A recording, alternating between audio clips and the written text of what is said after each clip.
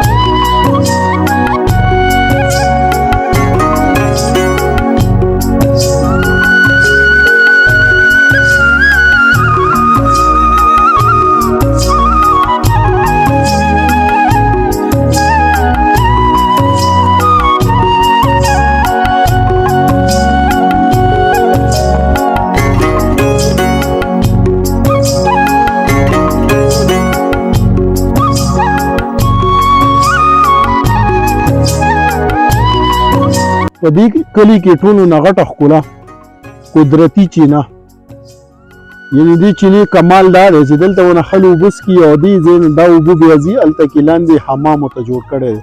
حمام فی سبیل الله دی، یعنې د ده څه چارجز چا نه څه پیسې نه اخلي، دا قدرتي چینه دی.